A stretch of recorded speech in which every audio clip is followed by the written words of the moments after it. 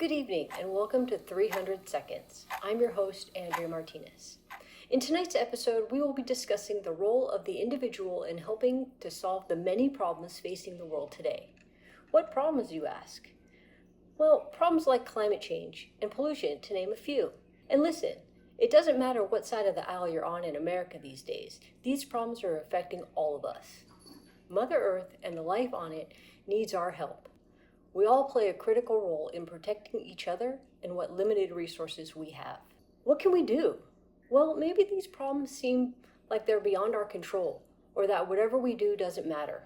After all, we are only like one person out of a billion. But let me tell you, it does matter. The things we do each day matter. First of all, we as citizens of planet Earth need to stay educated and informed about the current events that are happening all around the world. And then we should try to make little changes, like conserving water or recycling. Even if people think their impact seems small, as collective efforts from many individuals, it can lead to a large-scale change. We can all make a change. Can we really? Yeah, we can. Margaret Mead got it right when she said, "Never doubt that a small group of thoughtful, committed citizens can change the world. Indeed, it is the only thing that ever has." Individuals have been responsible for making great progress in creating a safer world. People like George Washington Carver, who did groundbreaking research in plant biology. He recognized that the exhausted and declining crops in the South were in desperate need of nitrogen in their soil. He spent countless hours figuring out a way to fix it. He didn't just throw his hands up in the air and say, "Oh well, not my problem," or "Oh well, there's nothing I can do."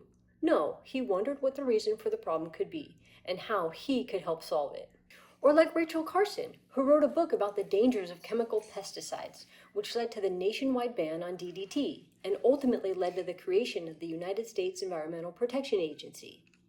Individuals should consider the sense of wonder that Rachel Carson developed in order to question our dominion of nature and the tendency to control it.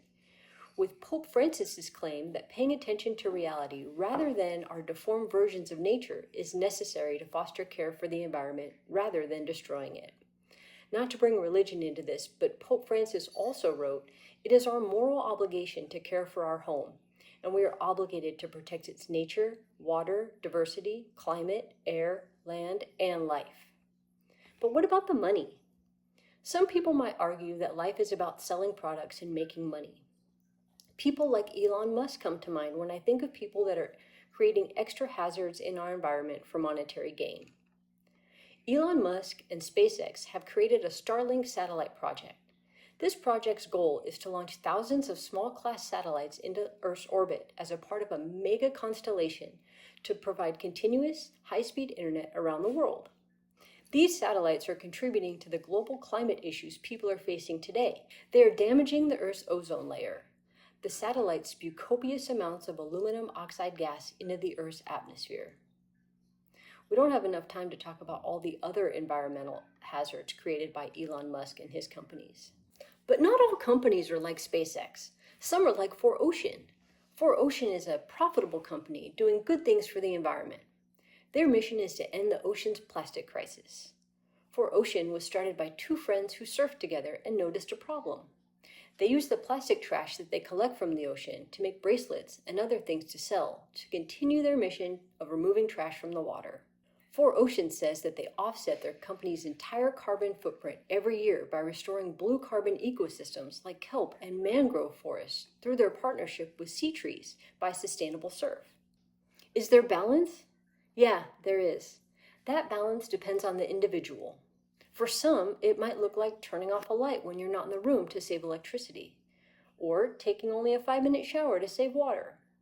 For others, it might look like writing a book, like Rachel Carson, to highlight the dangerous practices of the government, or starting a company to remove trash from the ocean.